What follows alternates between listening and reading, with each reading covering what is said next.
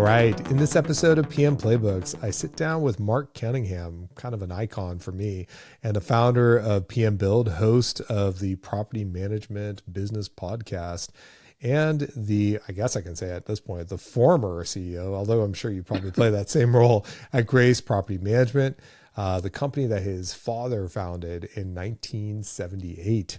Marc recently sold Grace to Associates/Rome Property Management, which is, kind of interesting because his story was that his business was thriving and he wasn't really struggling, but it was just the right time for him to exit. And with more than 30 years of property management experience, a national reputation as an educator and kind of a speaker, it's really exciting to get him here to speak candidly about like what his exit looked like and everything he went through. So I'm super excited about this episode. Marc, welcome to the podcast. I appreciate you being here.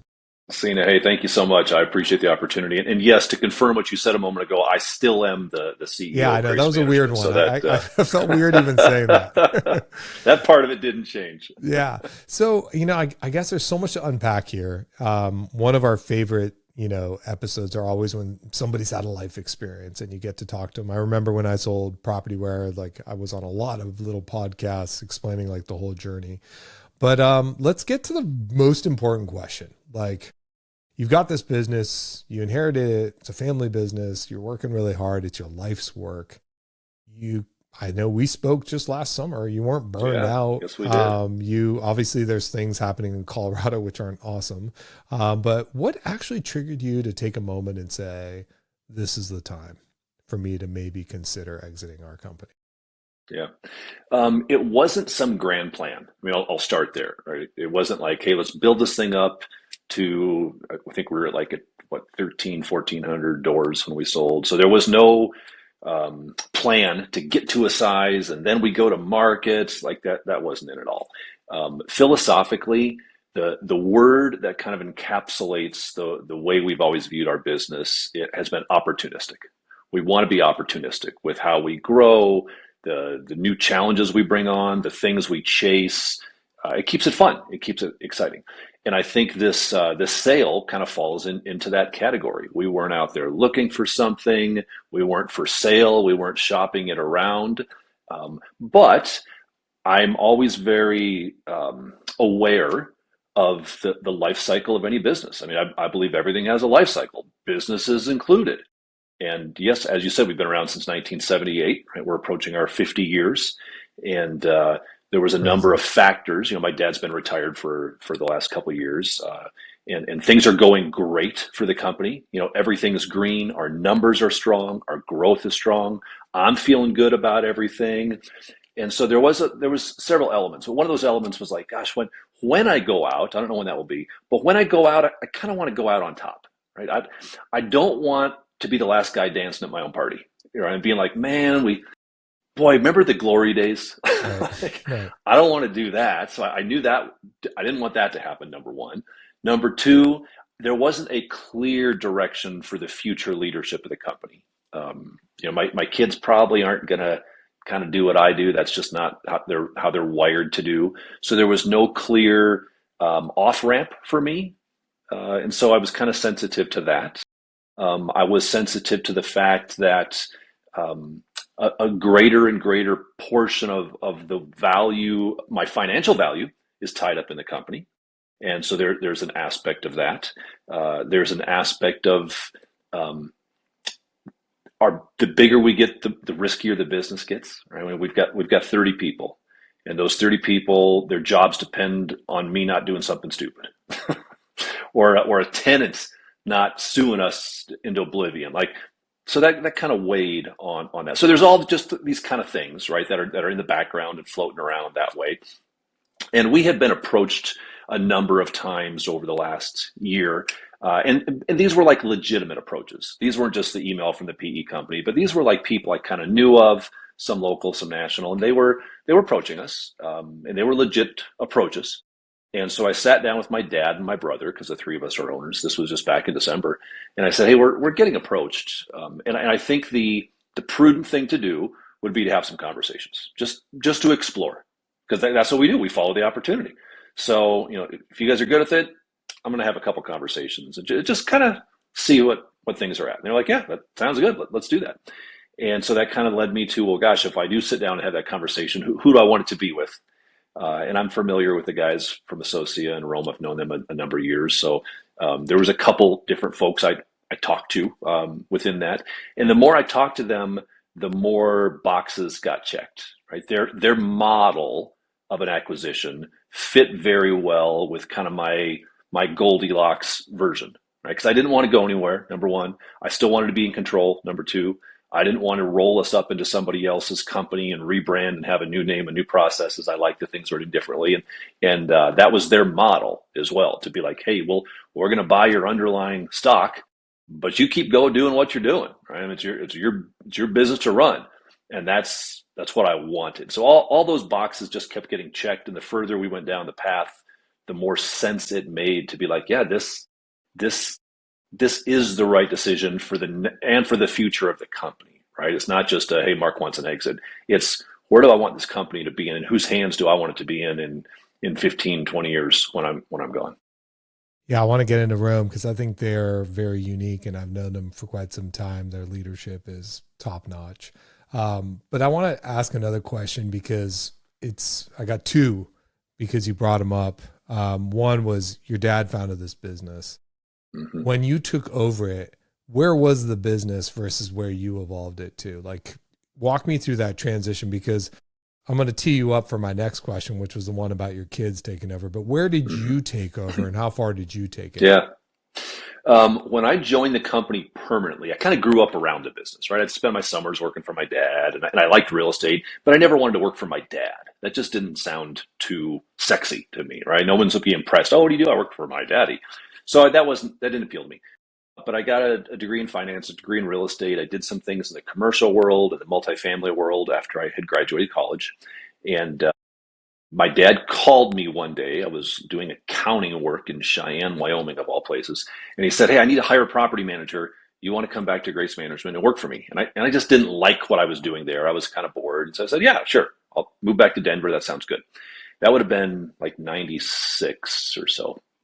So moved back to Denver, came on as a property manager, and we were at about a little over 100 and some odd doors, 110 doors maybe. There was 3 of us, I think, in the office. And so there was never a moment where my dad was like, okay, you're going to take over now. But I don't want to say aggressive, but I mean, I have some ambition.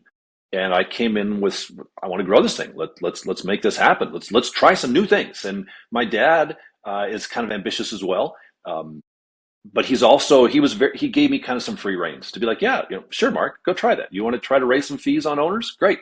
Let's go raise some fees on owners. You want to try to grow in this direction? Great. Try what you think is good. Like he encouraged me to try those things. And those things by and large worked. And so the company kind of grew slow and steady. A couple of years later, he sold me a percentage of the company, which I think was, looking back, that was a brilliant move on his part. He didn't give it to me. He sold it to me. So that meant I was in, right? Did you now have to earn it or did you actually write him a check? I wrote him a down payment check, and then I had to pay him a percentage of that sale price every month. And looking back, I think this was also none of us planned it, but instrumental in the way I thought about profitability for the company. Because what I thought is, hey, I've got to write my dad a check, and I don't remember the number, but it wasn't a lot, but it was like $300. I've got to write my dad a check every month for $300 until I get this thing paid off. So we take dividends on the company. I need to make sure that the dividends to Marc for my percentage are at least $300 because I got to pay my dad $300. And that really set in my head that idea that we need to grow, but we also have to take dividends and be profitable. And boy, I don't think I ever let go of that all the way through, to the time that we sold. That dual mandate of grow, invest in the company as needed to make it grow, but we also want this thing to be profitable and spitting out money. But it clicked in my head at that point in time. So I'm like, where am I going to come up with an extra $300 a month? I don't have that to write my dad a check. So we did that. And then I acquired some more ownership throughout the years. My brother came on a few years later. He acquired some ownership that way. So There wasn't a whole lot of moments where my dad was like, "Okay, you're the guy now, Mark. You do that." But he did at one point in time say, "Hey, I'm going to kind of keep stepping back, baby stepping back." And so, Mark, you be the president. You kind of run things. And my brother Greg, he kind of ran our sales side of things. We have real estate sales, and the three of us worked really well together. But we also had a board, right? So we were very cognizant of the fact that in the company we have employees. We're employees of the company, but we were also the board. So I could go to them within my role as the president of the company and say, "Hey, I think we should do this," talking to them as board members, right? And they'd say, "Yeah, great, let's do that." And so we'd go do that. So it really worked well to continue us growing in the way we got to where we are. It's pretty cool. I think coming from, because many people who would listen to this probably have come from a family business. The biggest fear I think your folks have when they start something is the minute they hand it to the kid sells it. They're like, "Give me the cash. I want to live my best life right now." It seems like we live in a world where the incentives to like build something bigger on top of something before it have diminished, because there's, with AI and all the other things, you've got a generation like your kids that are like, "Why would I build on top of what you did? I could go build something from scratch much easier." But we grew up in an era, you and I, where that was way harder. So to get a head start with something was really attractive. Your kids don't want to get in the business. Obviously, how did that feel for you? Were you supportive of that, or were you secretly hoping one of those kids would have just been Yeah. like, "I would hate my job too, I'll come work for you"? I was sensitive to never forcing that on them, right? If they came in, they loved it, and they had the wiring to do it, absolutely, I would consider that and look at that as an option. One of the things I looked at when we were thinking through the sales side of things is I shared this with my dad and with my brother, because we were talking about the kids, and I said, when Dad was my age now, right? I'm 50. What am I? 53. When Dad was my age now, Marc, little Marc, right? I had already been in the company for like 6 years, and I owned a percentage of the company. So things were well progressed beyond where we are today, which is my kids don't work in the company. They're still in college. My brother's kids don't work in the company. They're still in high school. There's no heir apparent there, like there was when my dad was my age. So there was that element of it. And when I finally went to my brother, my dad, and I made the suggestion that we do sell, right? I presented everything, and I said, as my role as the CEO, I recommend we take this offer. And I'm presenting it to them as the board. And my brother, Greg, he was kind of like, I get it. Like, I get all the sense it makes. He said, there is a part of me that, like, I was hoping the kids could do it. Right. Right. And I said, "Hey, Greg, I get it. Like, I get it, but I just don't think that's in the cards for us." Right. The kids, there's no heir apparent, number one. Number two, it's a different industry than it was when Yeah. we did this thing. There was no risk when we had Yeah. $100. Like, Yeah. it was just kind of fun. It's just like, let's give it a shot and see what happens. Yeah. This is a very different business than it was Yeah. back then. So if our kids are going to come in and do this, they need some wisdom and some knowledge and some education that just isn't in the cards right now. And I'm not going to sit around for another 15 years waiting to see if they get up to that point. So you've said it a couple times now. You threw out the word culture a few times. Talk to me a little bit about what you've built in culture, because I do think that when you're selling, there's this huge risk that, there's going to be people who are going to be behind, and they're not leaving. This is their career. Talk to me about what you built with the culture, and how did it weigh on your mind? This family business has been around since 78. Like, if I sell it, like, could it really impact the lives of these people that have given me maybe the best part of their professional careers working here? Yeah. Like, is it a mistake? Like, walk me through that process mentally for you, because it's easy for a founder to do what's right for their family. It's harder to think about it in the space of other people who this is their life too. Absolutely. I am very cognizant of our culture, and I know we throw that word around a lot in the business world type of thing. But I just view it as like the personality of the place you work. That's all it is. Everybody has a culture, and so I wanted to like the place I worked, and I wanted to like the people I worked with. So we were very intentional about having our behavioral values and the people we wanted to be, the company we wanted to be, even from the time we were really, really small. And so I do love our people. I love our culture. I love who we are as a group that way. One of the one of the pop-ups I have on my calendar, or my iCal on my Mac, every 2 weeks on Friday, I have a pop-up. And this was like my reminder of that viewpoint of the philosophy. And the pop-up said, it's my job to both protect the family and steward the business. Protect the family and steward the business. Because I think, to your comment there a moment ago, sometimes those things can appear to be in conflict with each other, right? We can, on behalf of the family, we can abuse the business. And I could say, you know what, we're going to suck all the profits out. We're going to stop giving raises. We're going to stop spending money on growing. We're going to suck it all out because the family should have it. Or we could go the opposite extreme, right? No, no, no. We got to dump it all back into the business to grow, and the family.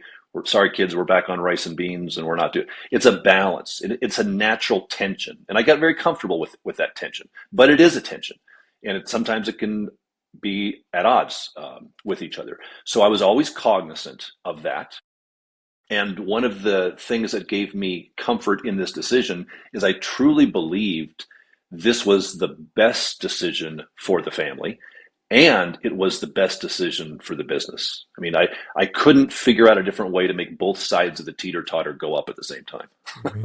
But this seemed like that.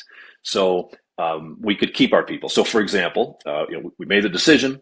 I told my people a couple weeks later, and I'll tell you, Sina, when I told them I was nervous, I Yeah, of was course. all scared as all get out. And I speak a fair amount. I don't get nervous when I speak, but I was nervous just because I didn't know how they were going to react.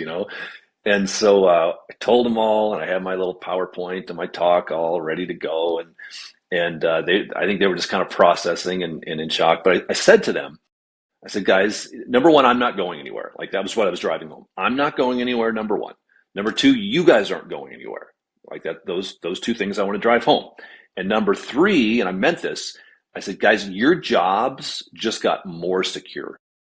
Like the culture is not changing. I'm still the CEO, and as long as I'm the CEO, this is the culture we will have. That's not changing. Now, if they fire me, which they could do, and change it around, they could do that. But I don't think it's going to happen. Right. So as long as I'm here, we are going to be who we are. Number one. But your jobs just got safer because I used to say to our team, tongue in cheek, kind of, guys, we're always one lawsuit away from going out of business. Like that, that's the reminder that this thing is pretty fragile. All right, business is fragile, and we're always one. I've said that for decades. Well, now that lawsuit to put us out of business would have to be pretty different because now we've got some big backing behind us that we didn't have before. So your jobs, guys, honestly, just got safer. Nobody's getting fired. Nobody's getting rolled up. Nobody's getting replaced. You have new benefits that you didn't have before. You have new safety you didn't have before. That's what excites me is this augments our culture. This gives a bigger foundation to the culture than we had previously. That excited me. So it's really amazing to see how you thought about it because I think you've taken when you're under distress and you need to sell a business, it's very different than when you're in a place where you can think about it logically. And it sounds like you went through that process. I want to shift gears and talk a little bit about deal mechanics because for me personally, this is like year 29 for me in the industry. Like we're of the same vintage, let's put it that way. And it's interesting that more people have sold their businesses in the last, I'd say, decade than I've seen ever before. And it seems like it's increasing in popularity now because probably a similar dynamics of what you just described, which is, like I don't have an heir apparent or succession plan to hand over the business to somebody else. So I'm getting to that point where, do I want to compete through what seems to be a pretty challenging time? You're one lawsuit away with the kind of the challenges, the legislature is changing all the time, the costs of running the business are really difficult. You got AI, you got competition. There's so many things, right? But I think I want to go through just kind of deal mechanics of people who are listening to this, first of all, that are considering doing something like what you're doing would be the first act here to talk about. And let's start, having gone through an acquisition myself, is like the first thing you just talked about was like, okay, I had to like socialize this idea with the other stakeholders in this business. Mm-hmm. But there's always, I feel like that's the first challenge because there's like this valuation challenge you have with internal stakeholders. Like, I'll leave some unnamed names from my past, or like their expectations are through the roof and no one will ever pay that much for, what you've done. Talk me through how you kind of came to a place where, did you have a number in mind before you started the process, or what kind of got the consensus at the point where you were doing this, you were having these conversations? I'm sure the number was part of it at some point, Mm-hmm. but how did you come to that valuation number before you talked to people? I've always had a sense of the metrics, the valuation mechanics of our industry. I mean, that's part of my job as a CEO, right? To have my finger on the pulse of that. So I've always been aware of that and kind of had some ideas around that. We've bought a handful of companies over the years. And so we had a valuation way we would do that. They were smaller, 100 doors or so. And so we base it upon the gross income. And so I had a sense of that. Is there a key And metric that you think is like a good North Star on how you benchmark what a business is worth that you can share? Yes, but it starts with the size of the business. So we've bought over our 45 years, 40, 50 years, we bought, I think, 5 companies, and they were all roughly 100 doors. Okay. I valued them just for the door. That's all I wanted. I wanted their doors. No staff. They did, yeah, no, I didn't take staff. I mean, on a couple of them, we ended up bringing somebody over, but like the way I looked at the valuation of those businesses, and they were businesses, but I was going to roll them into my company. I didn't, I didn't adopt their name. I didn't take their website. There was nothing else I wanted besides those accounts. So the value that I would place on those businesses as a 100-unit business was much different than the value they put on Grace Management at 1,400 doors. Right. So I think you have to start there. When people say, well, what's the metric in the industry? Well, you almost got to categorize how big your company is, because if you're 100 doors, your metric of valuation is going to be very different than a company at 2,000 doors. Because at 100 doors, all they want is the doors. That's all you have. At 14, 1,500 doors, what else did we have? What were they buying? Well, they were buying a website that's been around for a long, long time. They're buying processes that can replicate new accounts. If an account leaves today, another one's coming in tomorrow. So we have a proven process to grow ourselves. We can replicate ourselves over time. We've got a lot of content that they're buying that helps us grow that way. We've got people that are unbelievable that are now part of their team. So because we have all these other things, we have a reputation, we've got durability, right? Well, will you pay a premium for a company that's been around for 50 years? Yeah, you will. You'll pay a premium for that because we have a proven durability. So when you start bolting on all these things, I had a sense of the metric, but I felt the number and the terms they gave us were very fair. I was very pleasantly surprised with that, and yes, that did factor into the decision. If I thought it was a lowball deal, then no, we wouldn't have pursued that. So in the process of like, you make this decision, hey, let's finally take some of these calls and have a real conversation. There's this process of like getting your books in order and getting everything organized, because obviously folks are going to want to dig into the numbers. The small talk just ends at some point and they want to see some data.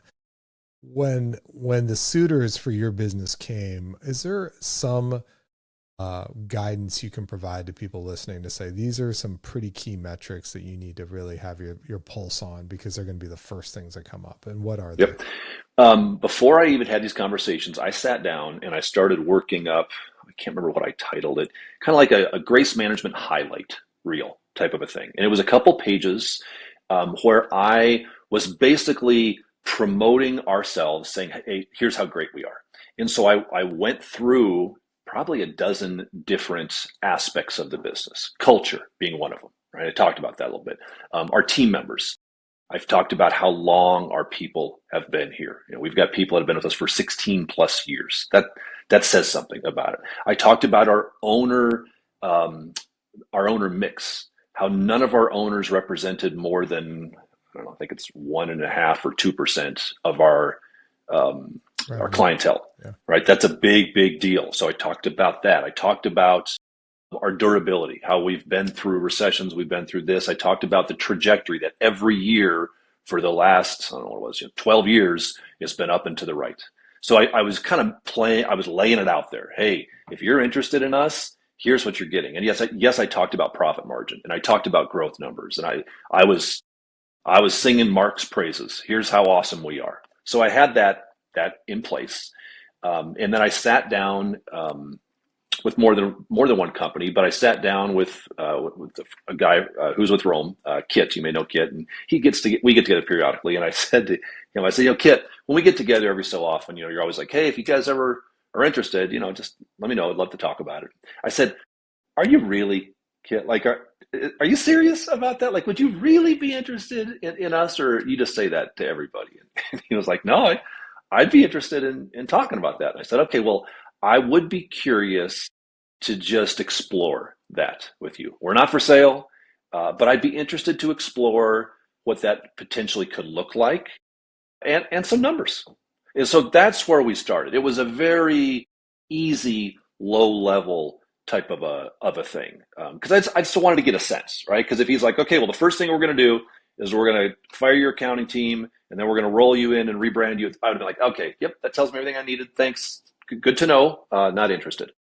But because I just wanted to take the next step and the next step and the next step. So the more we explored, the more I was like, that I like that. I like that. Was there anything they asked for it in their diligence process that surprised you? That was like, whoa. The very first thing they said, so the first time I got on like an official call, right, where I hadn't given them any metrics, any hard numbers yet, but like, let's sit down and let's actually talk about this. The first question they said to me was, tell us about your people. And we don't just mean like, oh yeah, I got great people. They were like, go through them, tell us who they are, what they do, and how long they've been there. And I thought that's interesting, like that they want to go there. And I love that because man, I could hit it out of the park with that. Because I'd be like, okay, well, my VP is Jessica. She's been with me for 12 years. She could run any PM company in the United States of America. She's one of the sharpest people I've ever. I could brag about her. And I just went down the list and be like, and then there's Ben, right, our VP of Property Management. Been with us for 9 years. The guy is a stud rock star. Manages a team of 16 PMs. Like I'm bragging about all of our people, right? Because what I believe, what I wanted to push to them is, you want to know about the culture of a company. All you need to know is how long the people have been there. That's all you need. That's the key metric. You can say you got a great culture, but if all of your people have only been with you for 7 months and your turnover is every year, your culture stinks, right? So I could prove our culture by saying how many people have been with us for 10 years and beyond. So that they started there, which I really liked because I was like, ooh, I'm gonna hit it out of the park on this one. So they went there first and foremost, and then they kind of wanted to know about our philosophy of business, right? How we operate and how we've gotten to where we are, our history. Durability was important to them, and it's important to me. So I focused a lot on that. The numbers those came, but that was much later in the conversation for them. Now maybe this was all part of their grand plan just to snow me, but I don't think so. I think that's what they were looking for. Yeah, I think the really challenging part is you hit three key topics, which is like the expectation gap of what you think your business is worth versus what it may actually be worth. Mm-hmm. And there's a lot of times where you go into these conversations with small talk, and depending on the personality, it's like you may not know what it's worth. And therefore any number that comes up will be really flattering and exciting to you, or it is something that you have something in your mind, or you've got other stakeholders and you're trying to be like a middleman managing expectations between kind of different parties. And it's stressful for founders who have to go through that journey. And also, like you said, with the people, like, making sure that, the people who are going to acquire that business are going to manage it the way that you'd want to. Rome's very unique in that way. And I think their model really speaks for itself, that they just want to essentially, it's kind of like how Amazon ran their acquisitions for quite some time. They would buy like Zappos and just be like, just keep running it. I think it's really powerful. The one thing that I think really kind of stumps people too is like going through an acquisition process also forces you to like really pull together all the metrics in ways that maybe you've never seen them before. And I remember specifically going through that process myself and being like, oh, had I just looked at these numbers this way, I could have made a much bigger impact. Is there things that you went through your diligence process preparing the numbers that you were like surprised at some numbers that you were like, oh, I hadn't looked at the business that way. Now that you're asking me to stare at these numbers this way, I see either problems I could have fixed or opportunities that I didn't see? There really wasn't. Because we've been around as long as we have, and I am a numbers guy. Like I look at my numbers every month. I have, I'm not just a P&L guy that look at, but I have what I call my CEO dashboard. So every month I'm looking at 50 different metrics, everything from how many leases we signed to leads that came in to Google reviews to video watched. Like I know my numbers. So I think when I could sit down to them and I could present them with, hey guys, let me show you my numbers. There was nothing, I don't think that they were like, well, we want to know about X. And I said, well, gosh, I've never thought about X. Like we were pretty comprehensive, being around as long, and it's not that we're so smart, but after 50 years, you kind of better know what matters. So we had really good metrics and numbers. There truly was nothing from a due diligence standpoint that like made me left me scratching my head, or I was like, well, why? I don't understand. Why do they want to see that? There really wasn't. I mean, I gave them this stuff. Now they may have plugged it in different ways that I'm not aware of, but they never came back with anything that they didn't like, or they said, well, we want to see more of this, or it was just all positives with, hey, these are pretty good numbers. And that was what I believed. I mean, I know the industry, just from the coaching I do and the speaking I do, I know the numbers of our industry, and we're good. So I knew we were. So I think if they would have come back and been like, well, this isn't very good, then I would have said, well, then you guys don't know what you're talking about, because Right. because this is really good, right? So I kind of came at it from a position of strength. Yeah, I think you might be in the small percentages of people that have that command. I think there's more people who, are just starting to pull those numbers together because they want to go Yeah, through and that people should process. know those numbers, and they should know the story behind the numbers, right? So I could say to them, for example, our lease renewal percentage is 78%.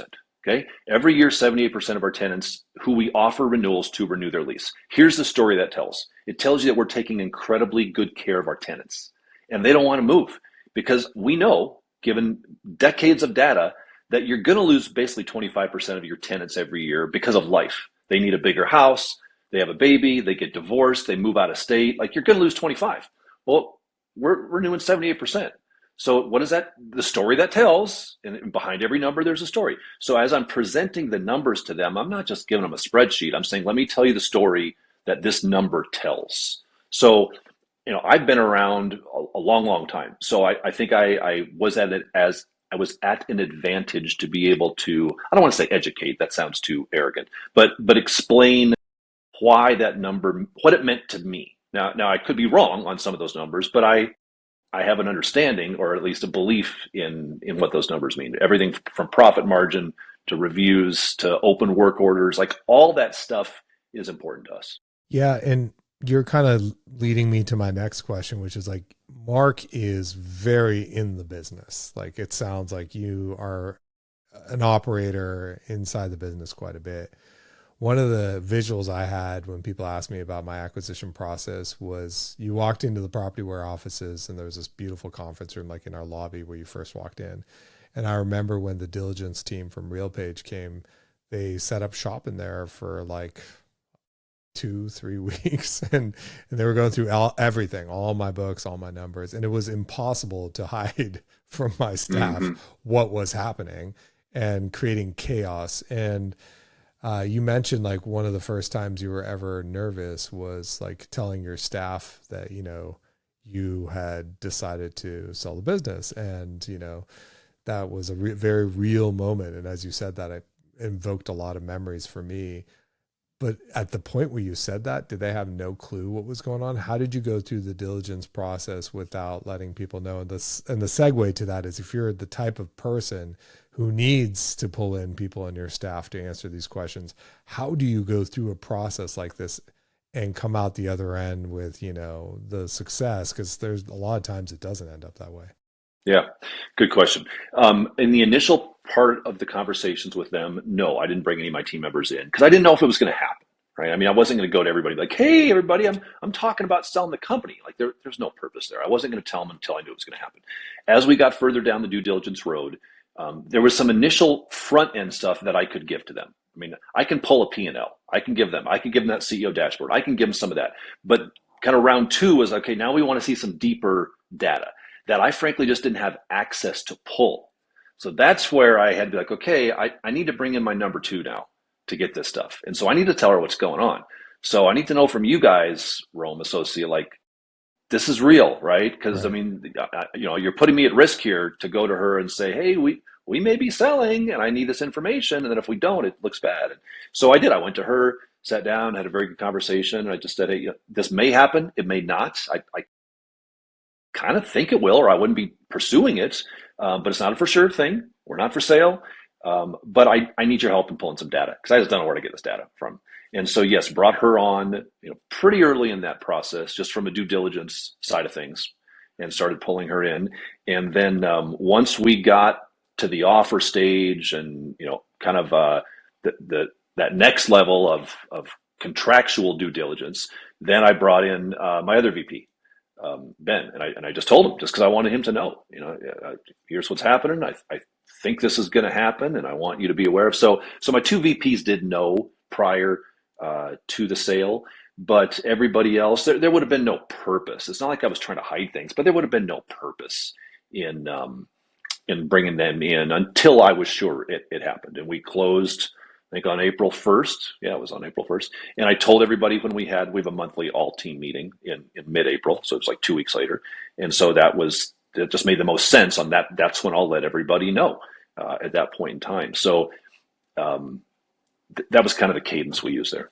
Did, last thing before we switch gears here, did you run a process where when you knew you were going to do this, you're like, I'm going to run a process. I'm going to reach out to the 5 or 6 biggest companies I know that do this. And I'm going to like set milestones by X date. Mm-hmm. You got to sign an NDA, and I'm not going to go do this 4 or 5 different times and ask for these reports over and over again. Did you run a process like that? Or was this more like you kind of stumbled into it? It was in between. We didn't run a horse race. So I didn't sit down with 5 people and say, here's the dates I want numbers and make me an offer. When I sat down with the folks at Associa, I know people in the industry well enough to know how they operate and to have a sense. So I had some loose conversations that I've had over the years, right? So I know some people would be more of a roll up. Some people would want us to do this.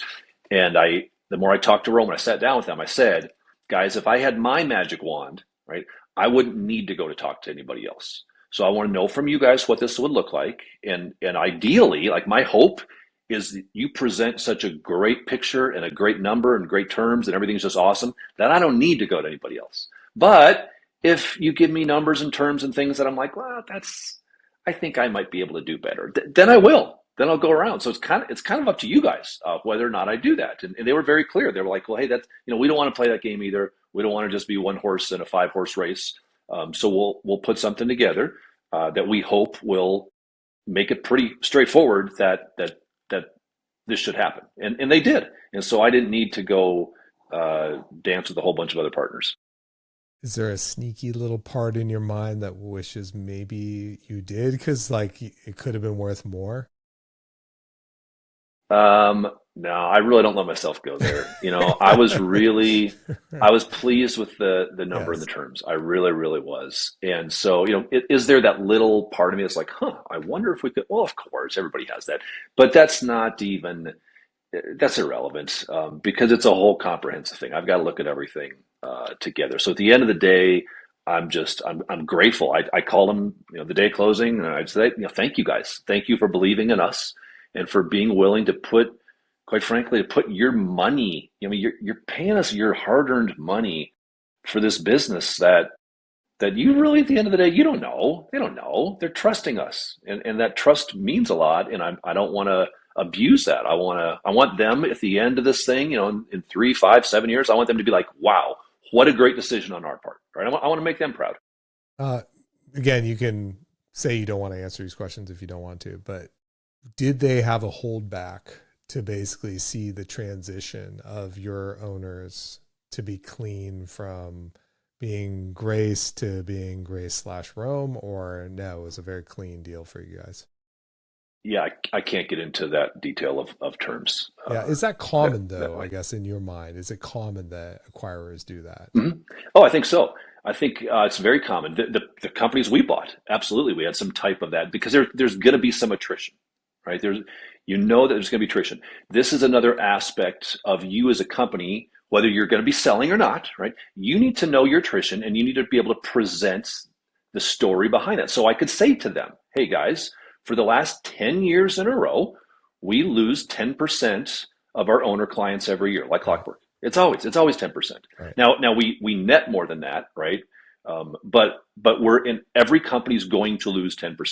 We could give away our services for free, and 10% of our owners will leave every year because life happens. And I've got decades of data to show we're always at 10%. So from their perspective, now the risk of attrition, is it high or low? It's pretty low because they know. I mean, unless something kooky happens, we're going to lose 10% this year. And we're right on track, by the way. We're 6 months in, we're right on track. So when I can present that, that lowers the risk, I think, from their standpoint. At least that was my hope, that, hey, this would lower the risk for them to be like, gosh, how much of a clawback do we want to put in place? Well, I've got 50 years of data to show that we don't lose a lot of doors. And I'll give you another example of that, Sina. Um, I speak a fair amount, and I would speak about company valuations and metrics and all this kind of stuff. And one of the things I would talk about is our company, we have our management agreement with our owner clients is a month-to-month management agreement. Okay, so if you sign up with me, it's month-to-month, meaning you can leave anytime you want. And so I would talk about, as a PM company, I like that. I think it builds trust and it attracts clients because they're scared of the commitment. And then the question, I get two questions. Well, Marc, don't people just sign up and leave? Like, aren't you just afraid of the people leaving out the back door? Number one. And then number two, I'd get this a lot. Marc, don't you think that affects the valuation of your company? Because isn't one of the first questions they look at, like, the durability of the contract? And I would always say, guys, I don't think that's the case. I think they're going to want to know our attrition, not how much I can handcuff my owners to working with me. Well, now I can say with 100% certainty, a month-to-month management agreement doesn't negatively impact the valuation of your company. Your attrition rate will, sure, but people aren't going to pay a premium because you can lock your clients into never leaving you. They're going to pay a premium if you can show you take care of your clients and your clients never want to leave you. Yeah, the reason for asking for that question is, like, just in the last 30 days, I've had a couple of clients who are basically going through acquisitions at some level like you did. And there's a lot of heartburn with holdback because it's like it's Yeah. asking them to predict what's going to happen after they sell their business. You are unique in the sense that you're staying. There are some people who want to leave the business and not be involved. And so they're going to hand over the business and assume that that transition goes smooth and the owners don't decide to go elsewhere. And so there's a bit of a panic Can around. I can I offer a thought around that? Because Yeah. we've had several acquisitions, as I mentioned, in that as a buyer, I'm very sensitive to that, right? If I buy 100 doors, how many of them are going to leave and how fast are they going to leave? And how do I build in some Right. attrition Protection. triggers? Right. Here's the way that we solve that. And I really like this. We did this multiple times. So let's pretend I'm buying you. Okay. So I'm going to buy your company, Sina. You've got 100 doors. And I need to figure out, there's going to be some attrition, Sina. Whether I do a good job or a bad job, you're going to lose some. So how much am I going to pay? So we used to I'm kind of making up numbers here, but we'd say, okay, you got 100 doors. Let's pretend I'm going to pay you 1 year of your gross income. Okay, so I'm paying you 1 year of management fees, 1 year of leasing fees. Now, am I going to write you a check for that? No. But here's how we're going to build in the protection on the attrition. Sina, I will pay you 100% of the actual management fees and leasing fees received each month for 12 months. So what that means is, if every single client stays with me for 12 months, at the end of the 12 months, I will have paid you 1 full year. If somebody leaves in month 6, well, I paid you for 6 months and then I didn't get anything else. So we would start with that framework and then we would extend that out. So for example, 100% for 1 year. Well, maybe we do 50% for 2 years, which will net out to 100. Maybe it's 33% for 3 years. That framework, I think, is very fair to both buyers and sellers because it says, hey, we're both taking on some risk here.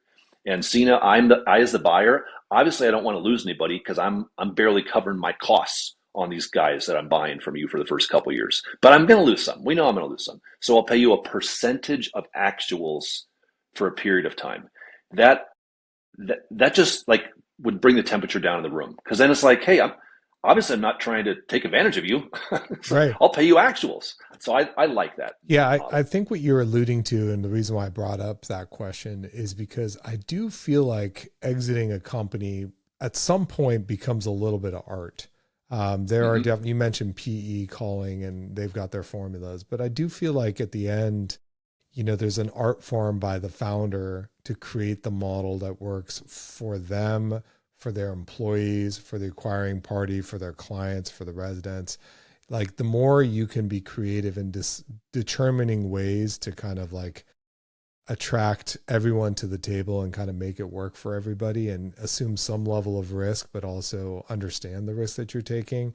It is an art form because I've seen that same question when I'm leaving and I'm not going to be in the business. I have zero control over that. And I don't even know if you're going to keep my people, but yet I'm going to be kind of beholden to this idea of not getting the proceeds of the deal. It becomes an art form for you to kind of come up with a solution and being able to work with the other side who seems like you brought up Rome, great example. They quickly valued your people. So at a minimum that they're going to keep the status quo so that transition can be as effective as possible. So, there are a lot of factors in there. And I think you've, highlighted how you got creative with it, with the deals you've done, and probably very much so also with the deal that ultimately kept you in the same role that you're in with your company now. Yeah. It worked well. Let's talk just a little bit about Colorado just real quick, because I know that you are in a state very much like many others that has become extremely challenging to operate in. Last summer when we were catching up over coffee, you were mentioning how it's seemingly like it's got to be one of the top states that passed more legislation in the last 2 years than any others. For those people who are listening to this, who are in similar scenarios, you didn't say there was one factor that drove you to want to, exit. It wasn't like, oh, Colorado's a mess, I got to get out of here. But I do think that like changing legislation is a challenge for folks. How do you feel like that influences your decision to team up with a larger, party? Like you said, like there's more funding now. We're not one lawsuit from being out of business. How do you feel like others should look at their states? Like Oregon is another great example where things are changing rapidly. Is this just a phase that'll eventually blow over, or is this going to become more of the norm? Personally, I don't believe it's a phase. I think it's a sea change. I think the sea level is resetting itself, and this will be the new norm. I can't see any legislatures in the foreseeable future saying, you know what, we should really give these landlords some more of their rights back. I just can't see that happening. I don't think it's going to happen. It's going to be the opposite. And not to get political, but it doesn't matter which party, right? So the Trump administration, Trump should be the biggest pro real estate president we've ever seen. He made his money in real estate. Right. Like the guy's an investor. And yet the bill that he put forth, and it just went through the House and the Senate, caps the number of investments a company can have, and it puts restrictions around that. In both administrations, Republican or Democrat, when it comes to housing, they have a common goal. That goal is to bring down the price of housing. We've never had that before. You've never had that as the stated goal. We want to bring housing prices down. Well, why do I invest in real estate? And I am an investor because I want prices to go up, right? So not only do you have more laws that make it difficult to operate, but you've got the federal mentality is like, we got to bring prices down. We got to bring rents down. We got to bring prices down. So it's coming at us from all angles. I don't think that's going to change. Now, does that mean we should all, the sky's falling, we should all run away? No, I don't think that at all. But I think that's the reality of what we have to deal with, versus what are the options? Stick your head in the sand. That's not going to work. Fight back, I think that's a waste of time and resources. I just don't think that's going to work. We're not going to go to Washington and have them change their legislation. Look what just passed. But I do think the opportunity is to navigate and learn the rules of the game. Right? You got to play the hand you were dealt, play the game we were playing, play that in a way to attract new clientele to your business. So it has gotten too difficult for people to self-manage in Colorado. It really has. They can't do it anymore. Well, that's great news for us because we can do it. So we've got to make sure we stay ahead of it. We've got to educate the public about what's going on out there. We've got to explain these laws, whether you like them or not, explain what it matters, explain the risks associated with that, and then being able to offer the solution. We want to be the solution to that. So if you want to de-risk Mr. Owner Client, great. We're a great way for us to do that for you. The owner educational video we have going out next week to all of our clients, prospective clients, people, is the risks of renting out your house in Colorado in 2026, something like that. And we're laying out the risks, not in a way to scare people away, but saying, hey, these are the very real risks that you should be aware of. And it's like, it's tenancy risk, it's financial risk, it's legislative risk, it's all the stuff. And if you, how do you mitigate that? Well, you can either get knowledgeable about it. Yeah, you can learn them all. Another option is to partner with us. So we're approaching this from a positive standpoint of how do we use this to our benefit? How do we navigate this? What's the opportunity here in this? I don't want to be fighting against it. You're banging your head against a wall. How can you be opportunistic to help more people because of this stuff? You publicly said at one point there's a biggest lie in the property management industry. What is that lie? I think the biggest lie in the PM industry that PMs believe is they believe incorrectly that everybody else knows what they're doing. All the other PM companies, Marc knows what he's doing, Cena knows what he's doing, all the people listening know what they're doing in their business, and their businesses are humming along, everything's going great, except me. I'm the only one struggling. I'm the only one that can't figure this silly game out. And that's the biggest lie. This is really, really hard. It's a hard industry to do. And we're all making it up as we go. We all are. I am too. People would buy our system manuals, and I'd always be like, well, this is just us. Like this isn't the playbook for everybody. It's really, really hard. But I think when you can accept that, it kind of lets you breathe a little bit easier. That, oh, you mean you're figuring this out as you do it too? Yes, we're figuring that. We've been doing this for 50 years, and we're still figuring this thing out. It's a kooky business, but that's what makes it fun, right? That's what makes it so interesting that every day really is incredibly different. But I hope people don't beat themselves up over that idea that, oh, I'm the only one. Everybody knows what they're doing. Because a lot of people like to talk like they know what they're doing, right? I mean, there's a lot of talking heads in our space. There's a lot of noise in our space. Everybody wants to tell you the 3 things you have to do to be successful. And they want to present themselves as incredibly successful people. I don't like that. That really bugs me. I think we need to be cautious about who we listen to, shut out the noise, focus on you and your business. But it's getting worse because there's just so much social media. Everybody has an opinion on, no. This is the thing, right? Here's why you're 3 months away from going out of business. If you don't do this thing now, you're 6 months away from going out of business. I've heard that talk given a dozen times over the last 20 years. And none of them are true. None of them are true. I wish I would have given them a talk 30 years ago that said, if you don't get a fax machine in the next 6 months, you will be going out of business. They're still out there. Oh my gosh. Fax machines still exist. I think fax machines changed our industry more than AI ever will. Okay. Because I suddenly could have a letter. Take. Yeah. It came right to me. I didn't have to mail it, so there's always this technology stuff. And yet, yes, there's always technology, but people get so upset about it. You're going to be fine. AI is going to work just fine for you, but people just need to take a breath and understand that you're going to be okay. Just to wrap, one of the things that I think was one of my favorite first, because, we kind of got in the industry around the same time. I remember seeing you standing in front of like a TV and having the background of Grace Property Management doing your talks. And it was so authentic and real and disarming. And it felt like it was something that would evolve over time, but over the years with what you've done with PM Build, it's always been so authentic. And I was talking to my wife the other day, and I'm like, there's so much AI slop in content now that it's like it's really hard to like watch it and pay attention to it. Most of it is like fear mongering and telling me that I'm already too far behind, whether it's for my kids' college application or You're 3 months away, right? or Yeah, whatever. exactly. It's like it's too late. But I love how authentic and real PM Build has continued to remain over the years. Just kind of like practical advice, helping people understand, like you said, nobody's doing this thing perfectly. The rules are changing rapidly. More than ever, we need to, at least communicate with one another and learn from one another. That has always been the philosophy of joining organizations like NARPM and whatnot. As you make this transition into Rome, what happens with PM Build? Because like, it's obviously it's an iconic brand for me in the industry. Like, what is your goals post acquisition? Have they changed prior to acquisition? What do you plan to do next?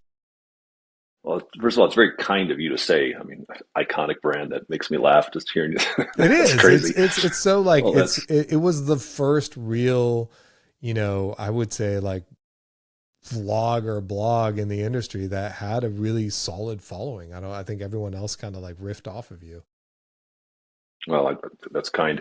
Um, I'm still going to keep doing it. I don't have any plans of stopping that. I am going to slow it down a little bit. Like I'm not doing as much speaking, there for a while, and not even this year, but like in years past. Like I was traveling a lot, and I was doing a lot of speaking, a lot of realtor events, and that just got to be too much. I was doing a ton of coaching, a ton of speaking, and that I got tired. That was hard. Yeah, you travel a fair amount. A lot. You Yeah. know, Yeah. yeah. So I have been intentional about kind of slowing back on that the last couple of years, really. But yeah, so the PM Build stuff, we have our podcast, which is just it blows me away. We just hit 140,000 downloads. It's amazing. It blows my But yet you were mind. so shocked when I complimented you on. Well, So, all but I right. want to say to those people, like, guys, get a life. What are you doing? You're listening to, I mean, come on, what's wrong with you? You're listening to me talk about property management. So, but there is a hunger for that, and we've tried to keep it. We try to keep it humble, right? We want to take our business very seriously because it's a serious business, but we want to take ourselves not seriously at all. We don't know what we're doing. We're a bunch of goofballs. We're trying to figure this thing out. It's a serious business, and I think that's why it probably resonates is because we can just be very candid, and we've always tried to be very candid, and not to just say something for the shock factor, right? Everybody wants to say the shock factor, and I think most of the shock factors is a waste of time. If we can just focus on kind of the right things and keep our head straight. So yes, I'm going to keep doing it with the videos and the podcasts and well, no grand plan there though. With that, I'll be opportunistic with that too. We'll see where it goes. Yeah, it's interesting because I always find like the content on there is like everywhere else. I'm like, it's AI, this and that. And it feels like, you're talking about super practical things. Like I quoted you in one of my blog posts when you were talking about, the mentality of outer state owners. And I think that's where it's so refreshing because at the core of the property management industry is like some pretty basic fundamentals that haven't Mm-hmm. changed at all. And I think navigating through all the noise of the technology and all the other components and just getting back to the very human element of what Yes. happens in property management is why I find it to be so unique. And it's surprising that that's unique because it seems like the most It, obvious thing to talk about. it is. Yeah, but you're right. The noise with the AI. I'll give you an example. Tomorrow, we've got a team meeting tomorrow. And I've been hearing a couple of my competitors here in Denver. They're really touting AI and how they're using AI on maintenance. Like they're promoting this on, hey, when a maintenance call comes in, AI takes the call, AI contacts the vendor, AI emails the owner. Like AI does it all, and we just kind of sit back and do that. Like this is their big thing. Okay, I get it, and I love technology. However, we're coming at it from a different angle. So what I'm going to say to my team tomorrow is, guys, when you're talking to an owner client, you're talking to them about partnering with us. Here's one thing we want to build into the maintenance side of things. Hey, Mr. Owner, a lot of companies just have an AI, whatever bot, an AI, what do you call it, agent to handle your maintenance. We don't do that here. I am the only one that will be spending your money. We would never trust AI to spend your money, Sina. I will be the only one that will be determining whether your money is spent or not. So when you're talking to other people, you probably want to ask them, how are you using AI in maintenance? What they're going to say, these other companies, they're going to brag about it. Oh yeah, it's all AI driven. I think that's stupid. Owners don't want that. That scares them away. They want to trust somebody with the key to the front door of their house. So that's just an example, I think, of all this noise that takes people in the wrong direction. And part of me loves it because it makes it easy. I mean, it's easy to sign up an owner when all my competitors are telling them it's going to be AI driven, and we say, no, it's not. I'm going to be the one spending your money, not an AI chat bot. So we come at it from a very different angle, and it just, to me, it's not that profound. It's just common sense. I think we've lost our way a little bit between there's absolutely a need for making humans more effective at what they do, but you don't want to take the human 100% out of it. And I think that's probably the hardest thing that the industry is facing right now. When you said like, I'm behind. Actually, you're not behind if you're still providing great customer service and your customers love you and you've got great testimonials and your retention rates are high. You may have opportunities to shave cost in places where you're overspending. You may have opportunities to make your employees even happier by having them do high value work instead of crappy work.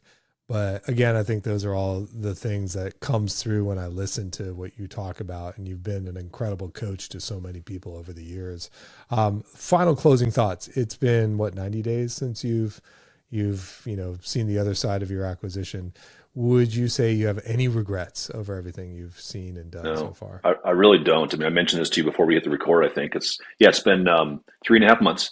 There hasn't been a moment since we closed where I woke up in the middle of the night where I just thought to myself, oh my gosh, what did I do? Was that the right decision? Which really surprises me because I thought there would be. I thought I would have that wake up one morning and say, oh my gosh, what did I do? That hasn't happened. Now, maybe it'll happen tomorrow. I don't know, but it hasn't happened yet. And certainly there's transition stuff, and we're on their corporate accounting now, so we're learning that, and that can be more frustrating than I want it to be. But I'm not naive to those types of things. I said this to my team the other day, guys. I truly still believe this was the best decision for the company, and this is going to move us forward and give us opportunities. And of course, there's going to be hurdles and stuff. Of course, it's weird having a boss, Sina. I will tell you that. I've never had a boss. That's weird. Would you consider yourself unemployable? Well, I hope not, because I'm an employee. Don't tell the folks at Rome. The day we closed, this is funny. The day we closed, it's all this paperwork, right? All this paperwork. Well, one of the closing paperwork docs was my employment agreement because they hired me as an employee, and it was a long agreement. And so we had an attorney working with us, an M&A attorney, and so she's reading it, and she's like, "Okay, well, I'm going to get back to them on a couple things in here. They need to change this, and like your PTO, your vacation time, Mark. Like, we need to get you more vacation time. That's not enough." And it just made me laugh. I literally laughed out loud. I was like, vacation time? Right, like, exactly. I get vacation time? Right. Oh my gosh, that's anything. Exciting. Give me a day, a year. I mean, I'm excited for anything. So it is weird to wrap your head around that, to be like, wow, I'm an employee. But it's not any different. One of the things that they said to me early on, because I said, one question I said, what do you guys expect of me? I mean, I need to know. I'm your employee now. What do you expect of me? And what they said is, Mark, keep up the same cadence you're on now, right? Your numbers are good, your growth rate, it's all there. Stay on that same cadence. And I really appreciated that sentiment because what I don't want to do is come in and suddenly have a slave driver boss who's going to be like, okay, double down, right? Go double down and triple your growth and do that. Like that would burn me out. But I also don't want to take a vacation. I'm not just going to suddenly start sleeping in every day and not trying. So I like that idea of, I'm going to stay on my same cadence. We're going to keep our growth rate going. We're going to keep our people motivated. We're going to keep our trajectory strong. And that's the direction we're going to keep going. Yeah, it's funny. I remember when we were selling to RealPage, my CEO, Steve Wynn, he was like, it was like the whole employment agreement came up, and I got mine, and I'm like, what the hell is this? And I hadn't been employed in so long. And I was looking at it. It was like, one of the terms was like, we can relocate your company up to 25 miles. Well, I'm like, I live in the Bay Area. 25 miles, you might as well be in San Jose. Like, I'm not moving to San Jose. And then another one was like, you have to come to the office at least 4 days a week. And I'm like, what is this? And he was like, well, you know, we bought this company, and as soon as we bought it, the guy refused to come to the office anymore. And so like, I feel like a lot of the times, the very last checkbox, to your point, in an acquisition is like, if you're going to stay, is like all of a sudden working for somebody else and like imagining what their expectations are versus what yours are. And I'm glad we ended on this because, you know, it is sometimes the hardest thing for an entrepreneur is to make that transition, but it's also kind of relieving in a way, I'm sure too, because like all that weight isn't only on your shoulders anymore. Right. Yeah. Yeah. We were talking to one potential acquirer early on, and they were talking about some acquisitions they've done. And they said, oh yeah, you know, we have this company, we bought them 6 months ago or whatever. And, you know, we're so engaged with their growth. And they said, yeah, we talk almost every day. And I heard that and I was like, oh my gosh, that sounds awful. Like, you talk every day. So if I sell to you, you're going to want to talk to me every day like that.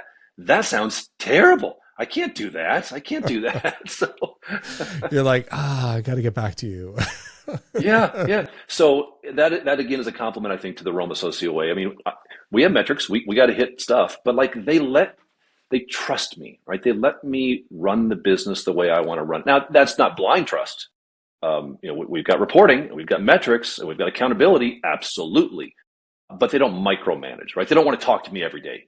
Thank goodness. Nice. Well, Marc, thank you so much. I'm sure we'll probably see you on your PM Build podcast and video cast here soon. But thank you for joining us today. And if anyone wants to reach out to you, if they have aspirations of being acquired too, are you open to taking a question from anybody who watches this? Absolutely. Yeah. People can reach out to me. They can jump on the pmbuild.com website. They can contact me through that. But yeah, happy to take those conversations or questions. And Cena, let me compliment you. You are a great interviewer, by the way. Like you do this so well. I appreciate that. Well, it's easy when you know the person too. Like it's a little more awkward. But this was we've fun. known each other for quite some time. So thank you so much for joining us.